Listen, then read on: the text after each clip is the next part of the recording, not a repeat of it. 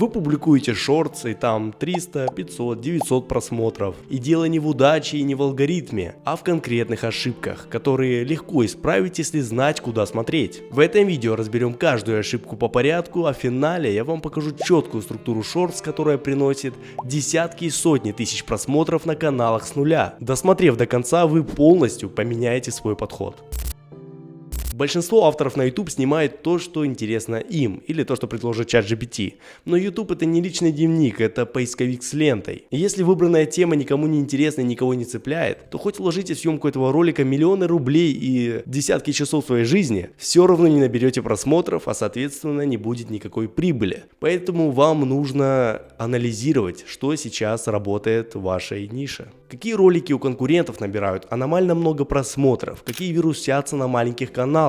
Вот с этого как раз и нужно начинать, а не с идей из головы или то, что вам предложит ChatGPT просто из воздуха. Он же не знает, что сейчас актуально у ваших конкурентов в этой узкой нише, поэтому не стесняйтесь брать то, что уже работает. Теперь про цифры. В YouTube аналитике, в YouTube студии есть конкретные два показателя, которые влияют на то, будет ли расти дальше ваш ролик. Первый – процент перелистывания. Этот процент показывает, сколько людей остановилось на этом ролике и не перелистнуло его, то есть заинтересовалось и захотело смотреть дальше. Ориентиром считается около 80%, то что 80 и выше уже очень хорошо. Если видео не набрало 1000 просмотров и при этом показатель меньше 80%, то скорее всего YouTube перестал его продвигать. Второй показатель – среднее удержание. Здесь ориентир от 85%. Это значит, что ваше видео смотрят почти до конца, а для YouTube это важный сигнал. Эти ролики интересны и их стоит показывать дальше. Но здесь есть очень важный момент, который путает многих. Люди заходят в аналитику своих успешных видео, например, которые набрали по миллиону просмотров, и видят следующее. Перелистывание 70%, удержание 60%. Это что значит?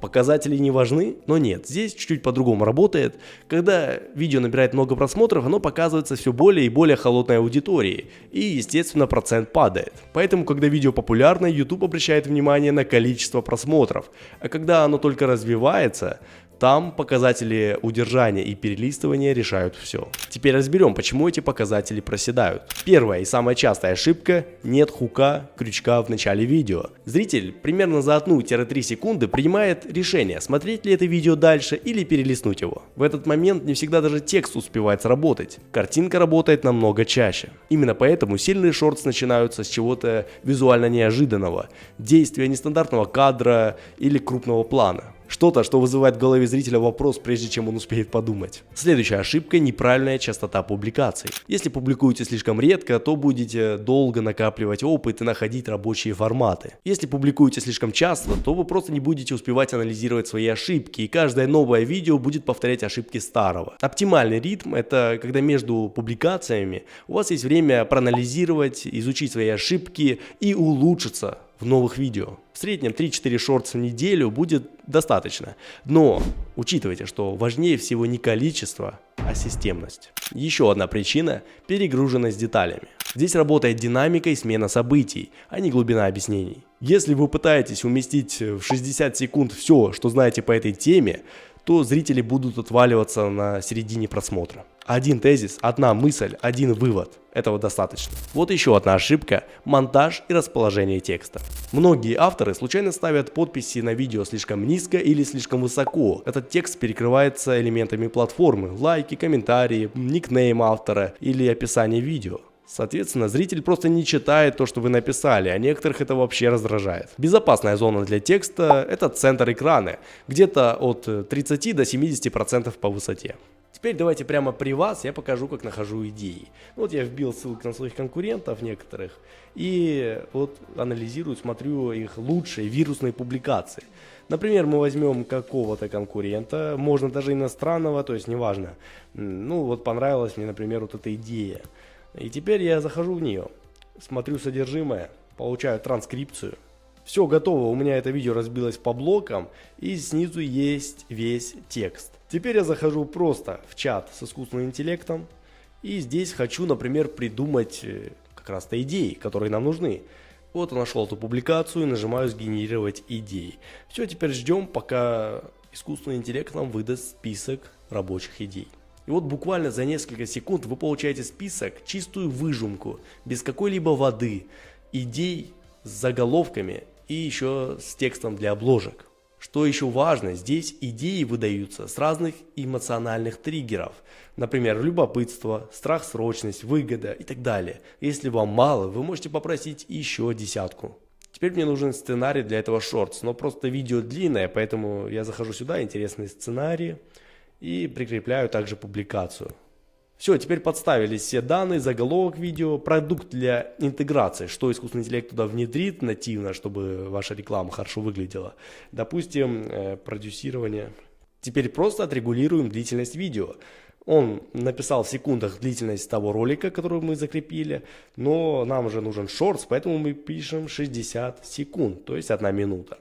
Вот этот сценарий, текст того видео он проанализирует и напишет нам новый сценарий, но уже для вот этой длительности. И минуты не прошло, а текст уже готов. Вот варианты названия здесь накидываются и полный текст, разделенный по блокам и по секундам. Как видите, здесь до минуты. И если вы не хотите читать текст просто, а говорить своими словами, то есть тезисы. Разделено на части, чтобы вы могли кинуть взгляд и сразу вспомнить, о чем речь. И своими словами уже рассказать. Конечно, такой текст из чата читать неудобно. Я лично использую вот такой суфлер, режим суфлера, при котором вы можете вывести себе на экран большим текстом ваш сценарий. Или же, например, только тезисы. Мне кажется, это очень удобно. Ну, лично так я использую. Теперь про то, как правильно читать и анализировать график удержания. Небольшой отвал зрителей в начале ролика – это нормально. Многие листают ленту автоматически, даже не задумываясь. Но если стартовый обвал больше 10-15%, это значит, что хук не сработал. И первые секунды нужно будет перемонтировать или переснять. А дальше смотрите на форму линии. Если есть обвалы, то значит в этих моментах зрителю становится неинтересно или скучно. Соответственно, вы можете удалить этот блок, переснять его, сделать интереснее, ближе к сути, динамичнее и так далее. В идеале линия удержания должна быть максимально ровной. Но есть кое-что намного лучше ровной линии. Это подъемы. Если в каком-то месте линия идет вверх, то значит эти моменты пересматривали. А бывает вообще такое, что шортс начинаются не со 100% удержания, а со 115 или со 130%. Это значит, что это видео пересматривали несколько раз с самого начала. Вот к этому и нужно стремиться. Теперь главное – рабочая структура. Шортс – это рассказ. И как любой рассказ, он работает по трехактной схеме. Первая схема – вопрос, утверждение, ответ. Начинайте с вопроса, который попадает в боль или интерес зрителя. Далее раскрывайте суть через конкретные тезисы, а в финале даете четкое решение проблемы. Именно эта схема лежит в большинстве шортс, которые набирают сотни тысяч просмотров в экспертных нишах. Вторая схема – проблема, путь, решение. Первое предложение – это утверждение, которое попадает в боль. Дальше процесс. Что делали, с чем столкнулись, что пробовали. В финале конкретный результат и вывод. Эта схема особенно хорошо работает в нишах с реальными кейсами.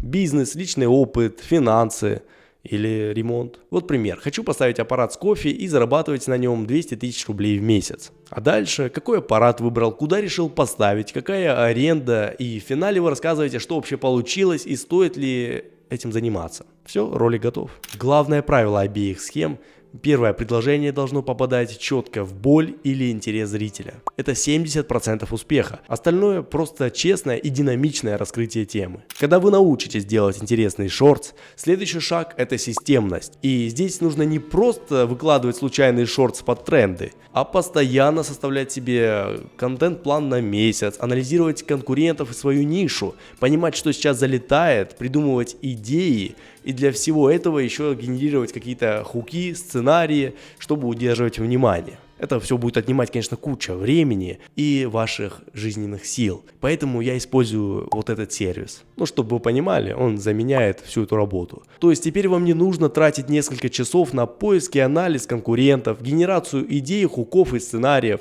потому что этот сайт делает всю эту работу за несколько минут. Поэтому если вы хотите сохранить свое время и перестать гадать на контенте, то стоит воспользоваться этим сервисом. Тем более можно бесплатно попробовать этот сервис, а если понравится, то у меня в телеграм-канале прикреплен промокод со скидкой 50%. Этот ролик, который здесь появился, интересен именно вам, потому что его выбрал YouTube. Увидимся, так как мы в интернете.